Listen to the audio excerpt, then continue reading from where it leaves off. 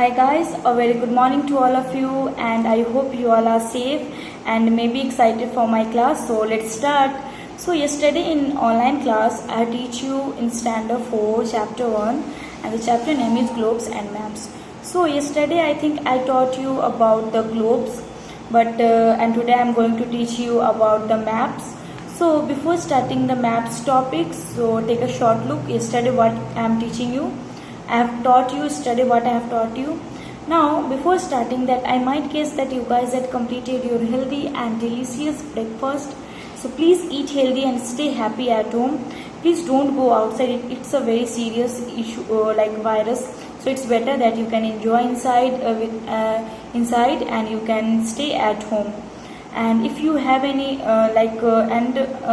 you have a lots of time, so you can spend your times to read the books, to improve your handwriting. So lots of activities are there you can do at home, but don't go outside. So let's start the chapter, but before, just take a short look about the globes. So globe is first of all that we know that we lived on earth, and earth is the third planet in our solar system. And globe is what? It is a small model of the earth, and it's look like a ball, round in a ball, and that shape is called sphere. A globe gives us clear picture of what the earth actually looks like.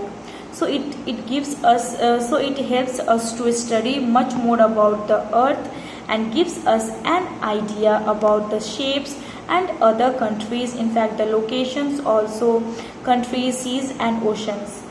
The large the globe, the easier it becomes to find places on it. If the globe is large, then it becomes very easier to find out any places.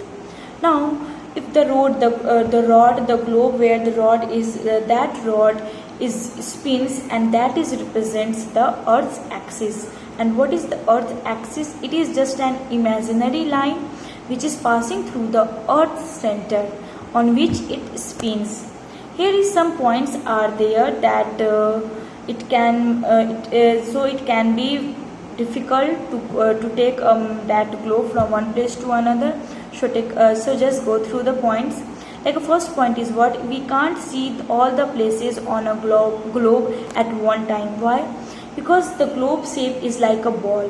So if we see the upper part, then we can't see the opposite side. So first problem is there, that we can't see the opposite side. If we want to see, then we have to turn that globes, and then we can see the other side. Second is, all the places on the earth can't be shown on a globe, because globe is not that much big. It's like a ball shape, and we can't see we can't see any some places, because the letter it's written in very small, so we can't see. The third is, if the globe is bigger, larger, then it just become much more difficult to carry it from one place to another. Because if suppose yesterday I told about, I have given you one example like a computer. If we want to take a computer from one place to another, so it takes too much time, and it takes too much difficult, because computer have lots of parts like keyboard, mouse, printer, monitor. So we can't take the computer, and we can't go from one place to another. For that we have a laptop, we have a tablet. So with the help of that we can hang in our hand also, we can take in bag also, and then we can go from one place to another. So like that also, if the big globe is there, we can't take and we can't go from one place to another. So that's why it divided into a map. Map is what? It is a drawing of the whole or a part of the earth's surface on a flat surface, where that is called a paper. It takes a globe and flatten it will become a map. If we can see that globe, if we can flatten it, then it becomes a map. A map gives us information about the place on a surface of the earth is greater detail than a globe. It gives us, means a map gives us a greater detail than a globe.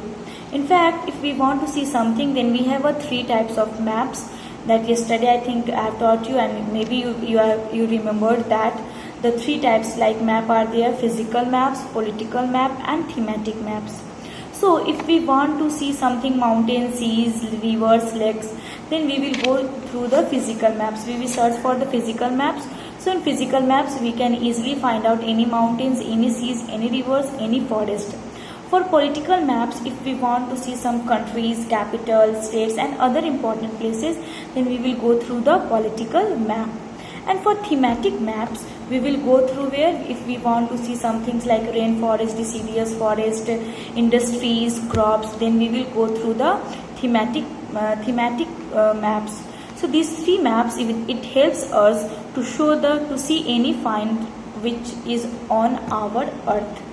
In fact, these different types of maps, it can be put in a one book, and that book is called atlas. Atlas is what? A map of book. Like suppose it's a book of SST, so it's a one. So map is so atlas is what? In atlas there are different types of maps are there, and then it becomes a book. So that book is called an atlas.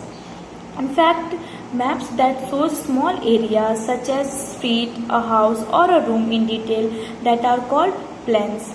And in fact, I told you something about the map, that the word map, it comes from the Latin word mappa.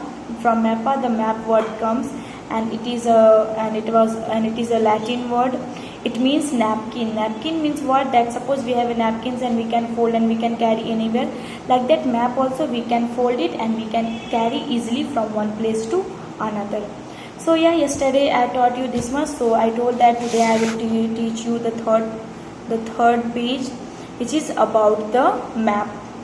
So language of a map. So in this topic we will see that the language, how we can understand the language of map, because most of the students, they find too much difficult to find some things from the maps. So here is some languages we can find it easily what we want to find on map. So let's start. We need to know certain things about a map, such as its direction, its scale, and the meaning of the various colors and symbols used in it in order to understand the map. This is why these features are called the languages of map. So what is the language of map? First of all, to know about the map, we have to know about the information about the directions, about the scales, about the meaning of the various colors. If you have seen any maps, like I am showing you one maps, just see here.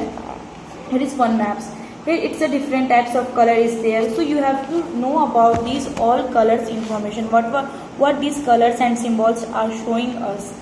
For that, that is called the language of map. For that we have to understand the language of map, then easily we can find any places on a map. So first is directions. So if we want to see some directions, then how we can see in map? So let's go. Directions are the most important part of a map. They help us to locate a place easily. Direction is what? It is a very important part of a map. It helps us to locate any places. Direction means what? Suppose we are showing any direction, it means what? We are locating any place easily. Maps are generally drawn with a symbol like this at the top of the map. I am showing you the symbols. So you can see that this symbols is usually drawn with a symbol. Just see here, I am showing you arrow is there and it is written N. If you have the book, then you can open and then you can see in book it's arrow 1 and in arrow it's written N. N means north at the top of map. So if you want to find some direction, then you will see that some arrow is there, and in arrow the N is written on the map. This is the north direction. N means what? The north directions. Once you know that the north is at the top. Once you know that the north is at the top, suppose the north is at the top, then south is down, and it's easily we can find the places that north is on the top, south is on the down. Then it is easily to locate the south. If suppose the upper part is north, then down part is south, which is at the bottom and it is opposite to the north. So which is bottom of the and opposite to the north. South is what? It is bottom and it is opposite to the north. The east is then to the right of the map and west is to the west is to the left. So I am showing you the direction. So the top one is what? It's north, then downward is south, and then the east is what? It is to the right of the map. Right of the map, east is here, and then west is here. So here is we can find out the direction north, east, south, west. Easily we can find out about the direction.